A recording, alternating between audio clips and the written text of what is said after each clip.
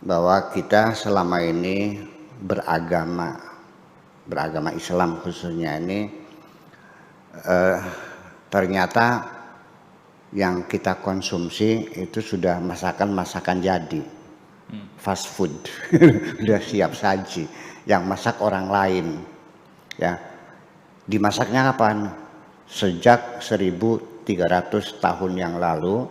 Ini fikih Islam, hukum-hukum Islam, baik syariat, akidah maupun akhlaknya itu dimasak oleh orang zaman dahulu, ya, pada abad kedua sampai abad keempat dan seterusnya di Daulah Abbasiyah khususnya. Karena Daulah Umayyah hanya 90 tahun usianya lalu pindah ke Baghdad. Disitulah hukum-hukum Islam diproduksi oleh mereka. Jadi sekarang ini ibaratnya kayak kita ini sehari-hari kita makan sudah masakan jadi. Dan yang masak banyak-banyak, warungnya juga banyak warungnya nih. Ada warung Syafi'i, warung Hanafi, warung Maliki, mazhab Hambali, warung Mu'tazilah, warung Syiah, warung macam-macam warung. Nah itu di sini jadi persoalannya, sehingga karena masakannya berbeda-beda dan selera kita berbeda-beda, maka terjadilah dalam bulan puasa ini kadang-kadang bukannya menambahkan kerukunan dan keakraban dan kemesraan beragama, malah justru saling menyalahkan, saling gontok-gontokan. Dari mulai sejak awal Ramadan penetapan sudah berbeda pendapat, saling salah menyalahkan. Sampai nanti penetapan Idul Fitrinya juga berbeda pendapat. Nah itulah makanya kita mencoba, ya, hari ini ingin masak sendiri. Ya, artinya mereka kan sebenarnya kan dari Al-Quran, As-Sunnah, Al-Ijma', Al-Qiyas itu bahan-bahan bakunya. Nah hari ini kita ingin melihat bagaimana Al-Quran menjelaskan tentang puasa ini. Jadi nanti supaya diharapkan nanti ke depan orang Islam tidak usah bertengkarlah ketika menghadapi perbedaan-perbedaan semacam itu. Ya, jadi kita merasa tidak nyaman begitu. Ya, Tuhannya sama, kitabnya sama. Ya kan, kok jadi berbeda? Ya ternyata itu beda masakan. Istilahnya interpretasi. Karena beda menginterpretasikan Al-Quran, maka akhirnya terjadilah warung-warung yang bermacam-macam itu. Ada warung Padang, ada warung Tegal, ya kan, ada warung Cirebon, warung Jamblang dan sebagainya. Oke. Oleh karena itu, coba saya ingin melihat langsung saja dari Al-Qurannya bagaimana para ulama, para mujtahidin ketika mereka membaca Al-Quran, lalu mereka memasak, mengolah sampai menyajikan menjadi sajian siap makan pada kita ini semuanya. Ini ayat Al-Quran yang berbicara tentang bulan puasa itu adalah di surat Al-Baqarah, ya, di surat Al-Baqarah. Mana tuh?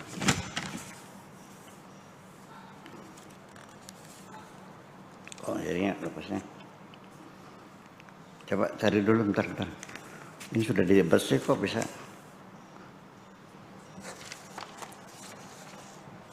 Satu 183 yang mata saya agak ini.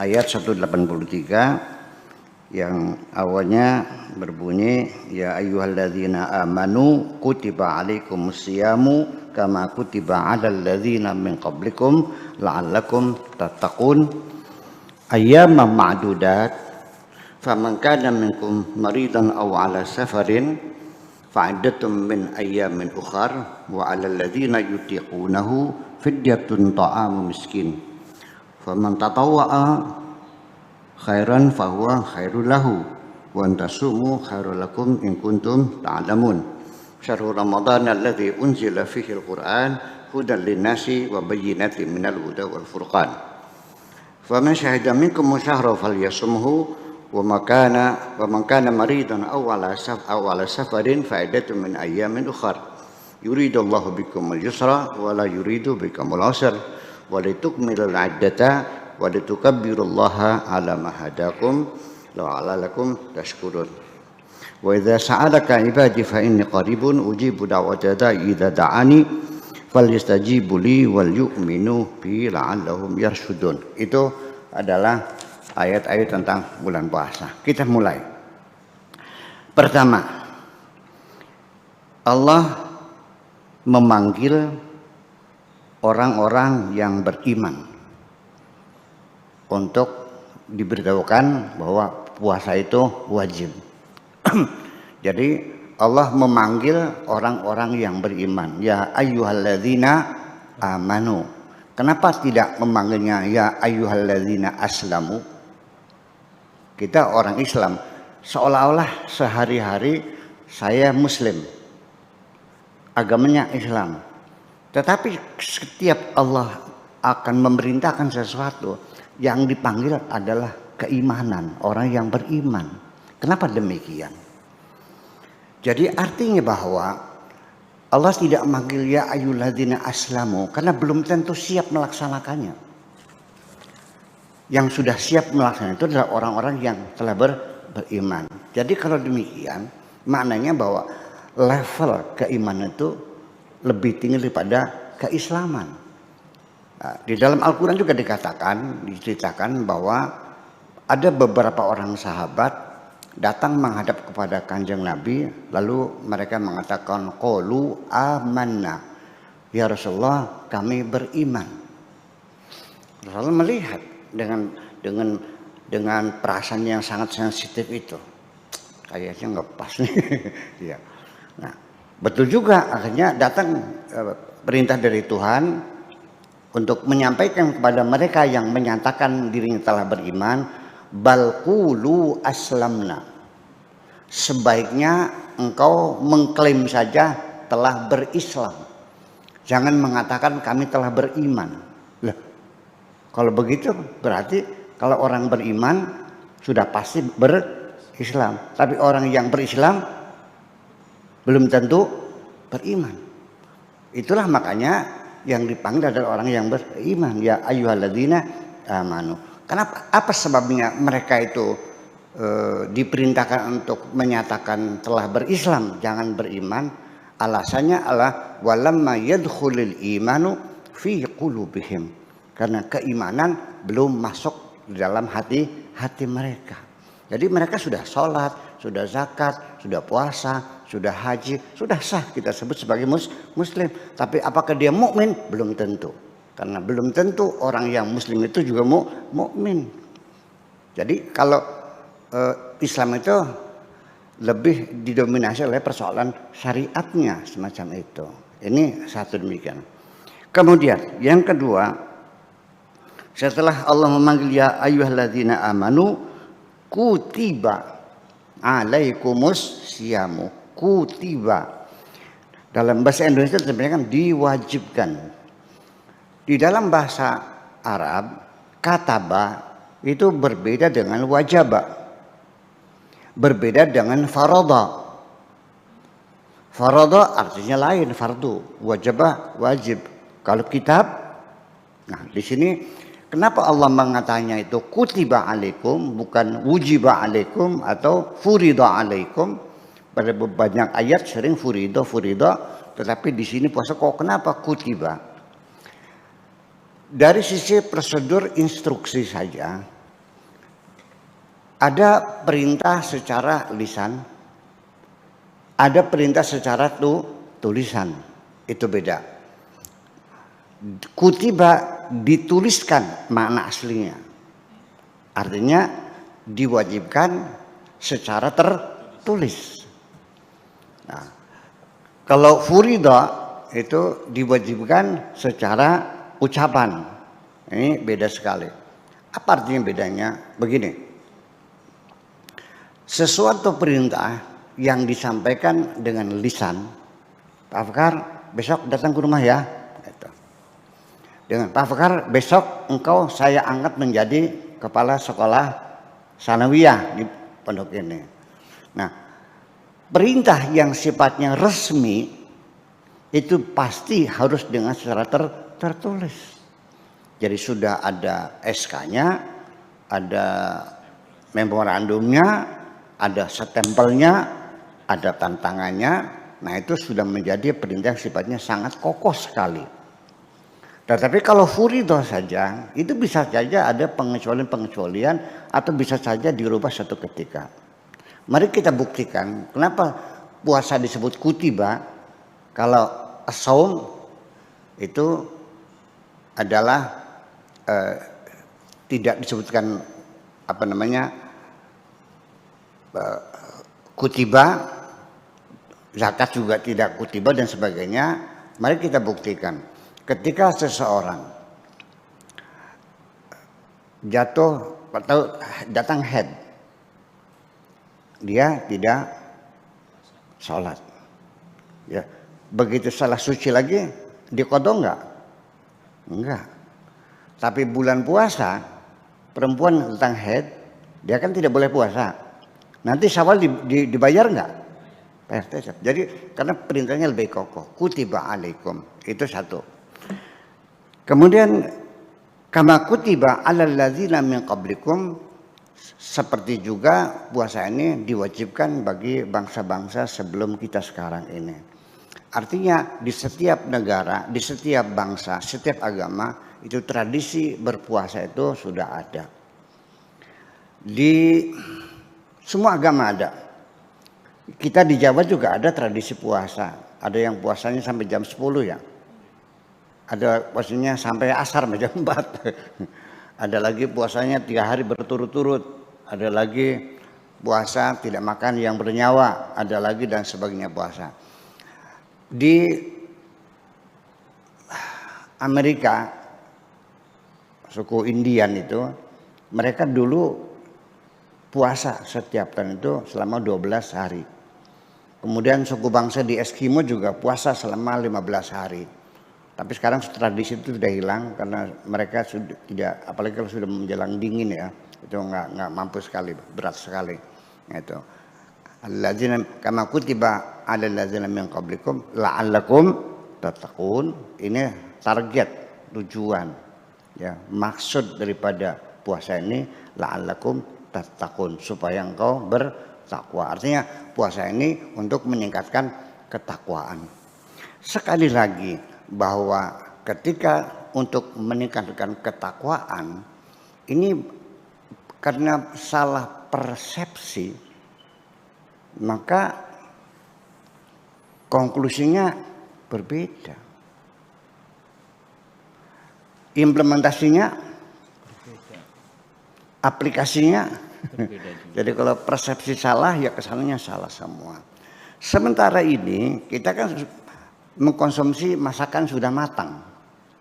Yang kita baca dalam kitab-kitab fikih itu, takwa itu didefinisikan adalah melaksanakan segala perintah Allah dan meninggalkan segala larangan Allah. Jadi artinya puasa ini supaya kita, kan begitu. Saya ulangi lagi. Takwa itu menurut definisi para fuqaha melaksanakan segala perintah Allah dan meninggalkan segala larangan Allah. Puasa ini tujuannya untuk meningkatkan ketakwaan. Jadi puasa ini tujuannya supaya kamu melaksanakan semua perintah Allah dan meninggalkan semua larangan Allah. Kan begitu jadi masalahnya. Yang jadi masalah saya nanya, jujur saja Pak Afkar, menurut Anda di dunia ada nggak orang yang bisa melaksanakan segala perintah Allah dan menjauhi segala larangan Allah? Tidak. Itu jadi persoalan. Kalau nggak ada, ya jangan ngomong dong. Masa kita membicarakan sudah nggak ada? Nah, kita kembali bahwa la'allakum tattaqun ini adalah berawal dari kosakata waqa yaqi wiqayatan. Maknanya berhati-hati, maknanya waspada. Dalam peribahasa Arab disebutkan al-wiqayatu khairum minal ilaj. Preventif itu lebih baik daripada kuratif. Jadi takwa ini adalah meningkatkan kewaspadaan, bukan melaksanakan segala perintah Allah dan larangannya. Kenapa? Karena waqa yaqi itu lafif mafruq ya. Fa fi'il dan ain fi'ilnya adalah dipisah dengan ainul fi'li. Waqa yaqi. Maka kata penelitiannya qu anfusakum wa ahlikum nara. Waqa yaqi diikutkan wazan ifta'ala menjadi iutaqa. Kemudian wawunya diganti dengan ta menjadi ittaqa, lalu adjektifnya isim fa'ilnya menjadi al-muttaqun, orang bertakwa. Jadi artinya meningkatkan tahun itu artinya berhati-hati, meningkatkan kewaspadaan kita semuanya. Itu maknanya waqa. Jadi begini. Ketika kita keluar ternyata hujan rintik-rintik. Kita kembali lagi. Ambil apa? Ambil payung. Itu ketakwaan. Atau kita keluar rumah di malam hari gelap gulita, kita balik lagi ngambil apa? Mengambil baterai, sentolop kata orang Jawanya. Ya. Nah, itu Anda berarti bertakwa. Ya, preventif. Barangkali hujan. Nah, adapun ketika setelah keluar di jalan, ternyata ketika baterainya dipejet nggak nyala, karena baterainya udah habis, ya Anda tidak dianggap sembrono, tidak dianggap gegabah. Anda sudah cukup berhati-hati, cukup berwaspada. Atau ketika keluar, begitu hujan turun, begitu dikembangkan payungnya sobek. Nah, itu namanya kealpaan, kekeliruan, segala itu Allah menjamin la junaha alaikum fima akhtatum, tidak ada dosa bagi kamu kalau kamu melakukan kekeliruan seperti itu. Ya, yang dosa itu walakin ma ta'ammadat qulubukum, ketika ada kesengajaan kamu untuk melawan. Ya, hatimu sengaja melawan perintah Tuhan, itu baru dosa. Nah, situlah makanya baru bisa terjadi kalau begitu. Ya orang bertakwa banyak kalau begitu mah. Siapa saja yang hati-hati bertakwa. Kalau yang melaksanakan perintah Allah ya nggak ada. Nggak ada orang yang bisa menjauhkan segala larangan Allah dan bisa melaksanakan segala perintah Allah. Nah, ini kemudian ayam ma'dudat, beberapa hari ini dikisahkan Nabi dulu sebelum diperintahkan puasa ini setiap bulan itu puasa 3 hari. Ya, terutama juga bulan Asyura juga puasa. Nah, setelah turunnya ayat ini, maka yang diwajibkan hanya bulan puasa saja. Ayyam ma'dudat, hanya beberapa hari. Tradisi puasa di mana-mana berbeda-beda. Ada yang 4 hari, ada yang suku Indian itu 12 hari, di Eskimo itu ada 15 hari, di Jawa juga, di Bali juga, semuanya ada puasa-puasa macam itu. Kama kutiba 'alal ladzina min qablikum. Nah, selanjutnya faman kana minkum maridan, apabila ada di antara kamu ada orang yang sakit, au ala safarin, atau melakukan perjalanan, faidatum min ayyamin ukhar, maka dihitung, dibayari di hari yang lain. Anda bulan puasa ini karena ini orang bekerja di bank ya, jadi kadang-kadang ya sesudah mendesak harus berangkat ke Jakarta, ya kan begitu, dalam perjalanan atau juga tiba-tiba jatuh sakit karena corona barangkali kan gitu, mudah-mudahan tidak terjadi gitu ya. Nah, di sini diberi korting oleh Tuhan, diberi dispensasi, boleh kita makan, tidak meninggalkan puasanya, tetapi nanti bulan Syawal dilunasi, namanya qada. Itu.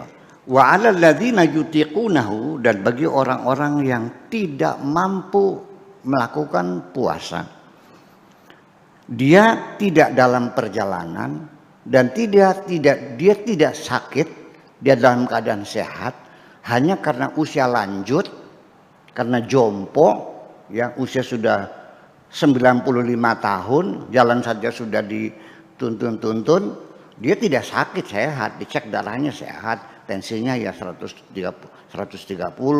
kolesterolnya 140, normal semuanya, cuma udah dijompo.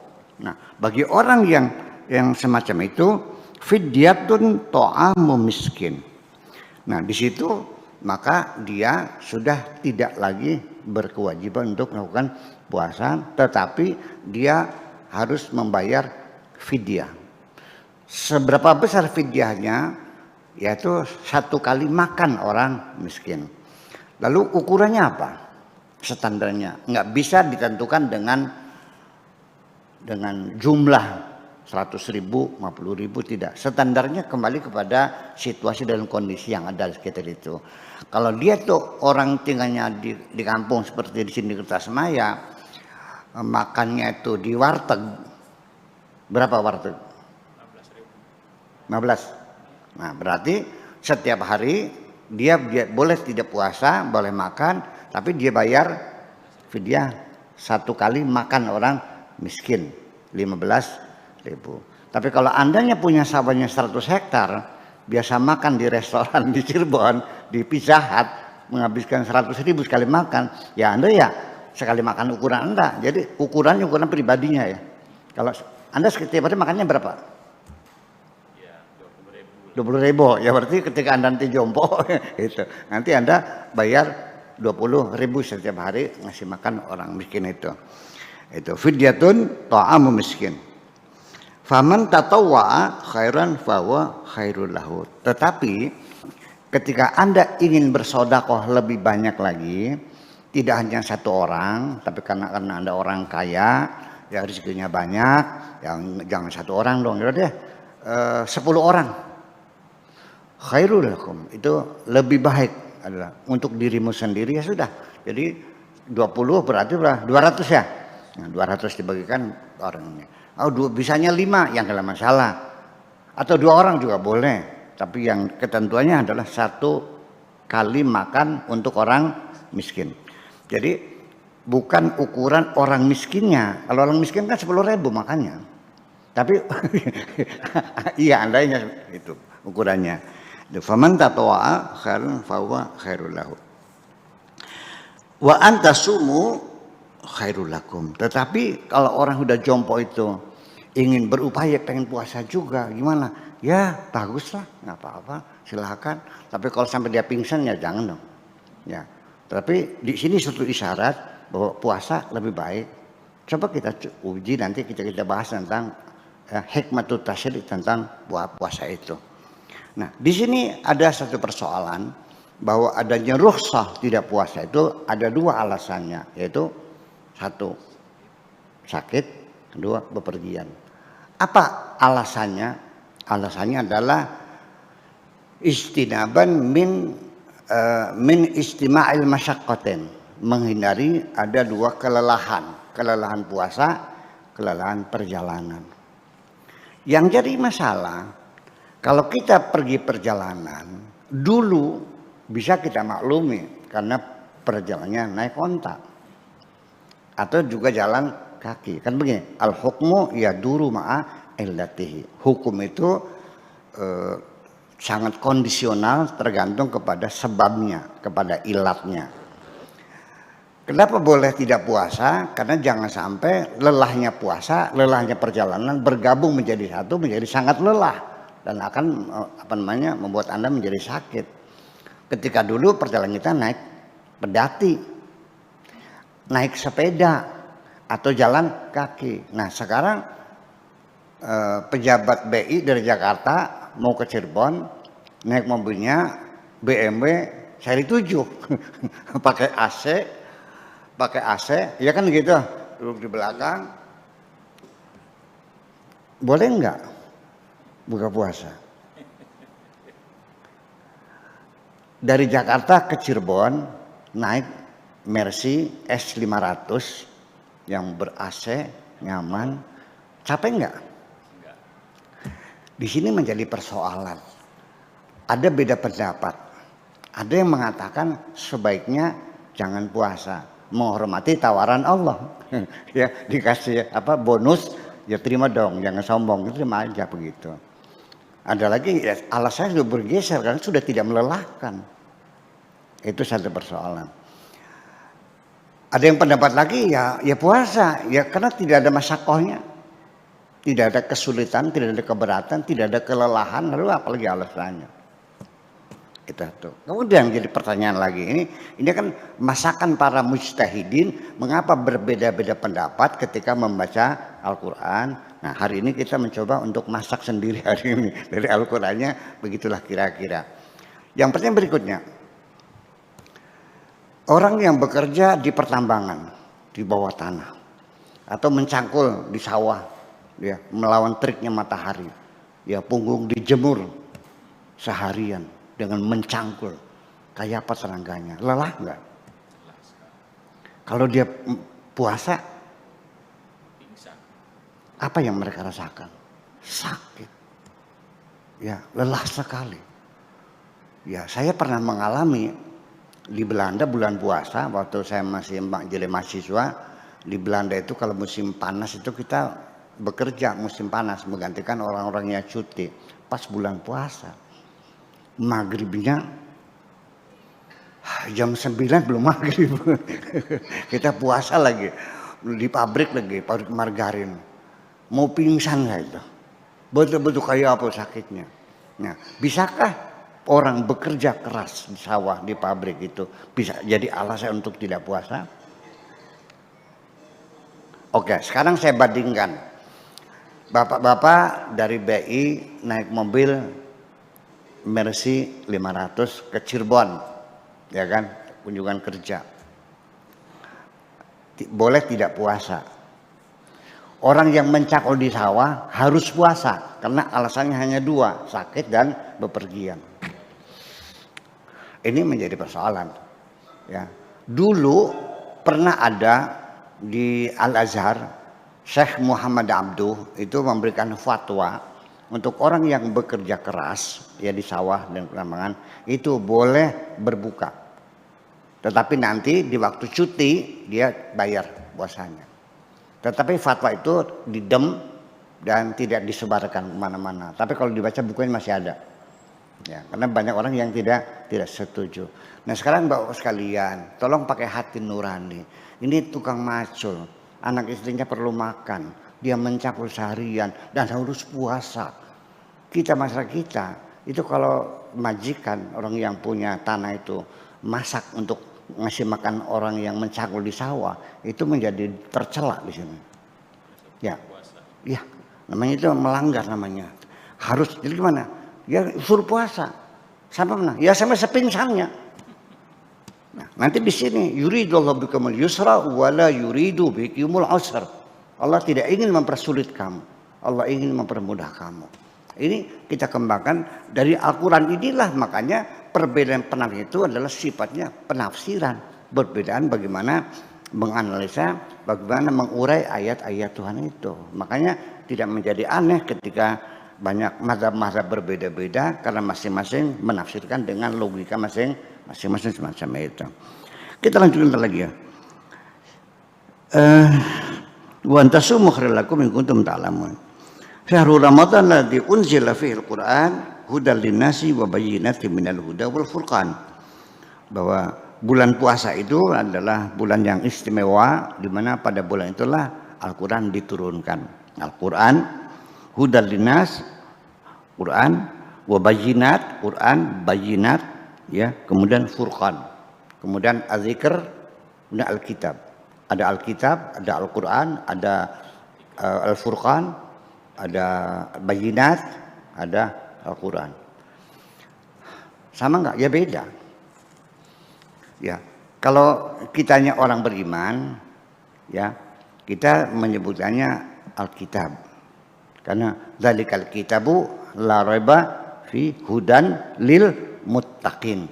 Tetapi di sini karena Al-Quran hudan linnas. Jadi orang yang beriman membaca Quran, namanya apa? Ya Quran. Yang tidak beriman, ya Quran. Yang beriman, ya Quran. Orientalis, ya baca Quran juga, terjemah Quran. Tapi kalau kita yang bertakwa ini, namanya membaca Alkitab. Itu kira-kira. Adapun Al-Furqan itu artinya lain lagi. Faman syahida minkum syahra falyasumhu wa man kana maridan aw ala safarin fa iddatum min ayyamin ukhra. Diulang lagi bahwa siapa orang dalam keadaan sakit atau bepergian maka dibayar di hari yang lain. Ya, yuridullahu bikumul yusra wa la yuridu bikumul usra. Allah ingin memberikan kemudahan, Allah tidak ingin mempersulit kamu. Ya, mana mungkin Allah menyuruh orang yang bekerja seharian di sawah, tukang beca, narik angkutan begitu jauh ya. Kemudian dia puasa juga, tega enggak? Tapi ini fatwa ini enggak jalan nih. Karena umat Islam masih menghendaki, belum setuju bahwa orang pekerja keras itu boleh ini. Jadi sepingsannya aja ya. Oke. Nanti kita bicarakan nanti. Walitukabbirullaha, nah disitulah ada mahadakum walitukmil iddata, jumlahnya disempurnakan.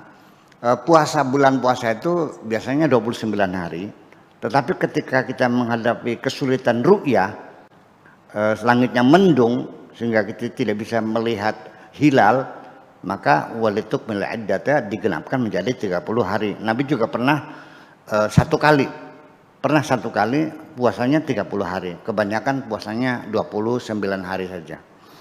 Kemudian setelah itu baru walitukabbirullaha, disitulah Idul Fitri kita membaca takbiran ala mahadakumullah la'alakum tashkurun.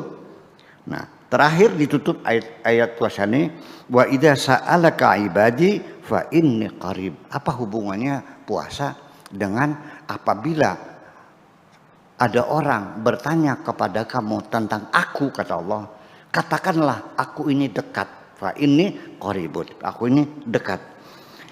Ujibu da'wata da'i, akan kukabulkan doanya orang yang berdoa kepadaku. Idza da'ani, kalau dia berdoa kepadaku, falyastajibu li, mintalah pengkabulan kepadaku, wal yu'minu bi, dan percayalah kepadaku, la'allahum yasudun. Ini artinya bahwa orang berdoa ketika sambil berpuasa itu ada jaminan dari Allah, ujibu da'wata da'i. Bagaimana engkau berdoa perutmu buncit kayak orang hamil ya kan, makananmu sekenyang-kenyangnya lalu berdoa. Jadi artinya ini satu isyarat bahwa ketika kita memohon kepada Allah, berdoa apa saja, ingin punya anak, ingin anak kita bisa masuk jadi pegawai negeri, bisa ini sekolah luar negeri, apapun kepentingan ini tolong dibantu dengan berpuasa. Karena Allah sangat dekat dengan orang yang berpuasa. Jadi pengertian dekat dengan Allah itu sendiri sebetulnya bukan persoalan jarak, tapi persoalan rasa. Kalau persoalan jarak, Allah itu aqrabu ilaihi min hablil warid, lebih dekat dari urat nadi kita. Jadi kalau dengan masalahnya jarak, Allah sudah dekat kok. Sudah sangat dekat sekali, sudah tidak ada jarak kok. Lebih dekat dari urat nadi. Dari di mana Tuhan itu? Jadi orang yang belajar ingin mendekatkan diri kepada Allah itu artinya dengan berpuasa, dengan banyak berzikir, dengan banyak melakukan ritual-ritual, sholat sunnah, i'tikaf dan sebagainya. Akan tetapi saya melihat bahwa untuk mendekatkan diri kepada Allah, jalur ritual dengan jalur kepedulian sosial di dalam puasa, menurut saya lebih efektif mendekatkan diri kepada Tuhan melalui jalur kepedulian sosial. Mengapa demikian? Karena puasa ini meningkatkan ketakwaan kita. Salah satunya adalah menumbuhkan kepedulian sosial. Mari kita uji. Ketika kita masuk bulan puasa, ada perubahan dalam diri kita. Kita mulai mempedulikan masyarakat kita. Mulai kita mudah terharu melihat orang sengsara. Mulai kita memperhatikan tetangga ini punya lauk pauk enggak, punya takjilan enggak. Sampai dapur tetangga diperhatikan. Nah, ini tangga depan dari siang dapurnya itu enggak ada asapnya. Tolong dong dilihat sana bagaimana. Anaknya pergi, datang lagi, mama katanya nggak punya beras. Kita sedang berpuasa, bapak-bapak sekalian, lalu mendengar ada tetangga kita yang punya beras. Apa yang terjadi? langsung diambilin berasnya, ini berasnya ambil, ini duitnya 10.000 buat beli lauknya. Begitu dermawan. Yuk kita bulan puasa kita berkunjung ke teman. Semua kue keluar, betul nggak? Jadi kedermawanan, kepedulian sosial itu muncul dalam bulan puasa. Akan tetapi, kenapa begitu saya puasa masuk bulan Syawal, kok pikirannya nongol lagi? Nah, ini kita harapkan mudah-mudahan puasa ini setelah menimbulkan kepedulian sosial, ya saya harapkan casan ini bisa untuk selama 11 bulan ke depan gitu. Jangan Syawal udah lupa lagi, kita pikir lagi ya macam itu. Nah, jadi artinya ketakwaan itu lebih efektif melalui jalur kepedulian sosial. Mari kita buktikan dengan hadis qudsi. Seseorang dulu di dunia mencari Tuhan. Naik gunung, turun gunung. Masuk hutan, keluar hutan. Sampai meninggal dunia, di situ dipersalahkan oleh Tuhan. Ngapain lu mencari aku kemana-mana, ke gunung, ke hutan? Ngapain? Kamu terlalu bodoh mencari begitu. Coba kalau kamu selama di dunia, coba datangi tetanggamu yang sakit itu. Kau bawa obat-obatan. Engkau sudah bertemu dengan aku. Andaikan engkau melihat ada temanmu meninggal dunia, coba kau datangi dia, ikut kau antar ke makam. Engkau sudah bertemu dengan aku. Jadi artinya apa? Jadi bahwa mendekatkan diri pada Tuhan itu adalah lebih efektif melalui kepedulian sosial. Itu berbuat kebaikan-kebaikan kepada sesama kita. Saya kira itu saja mukadimahnya. Lalu kita lanjutkan dengan diskusi dan selanjutnya. Terima kasih. Assalamualaikum warahmatullahi wabarakatuh.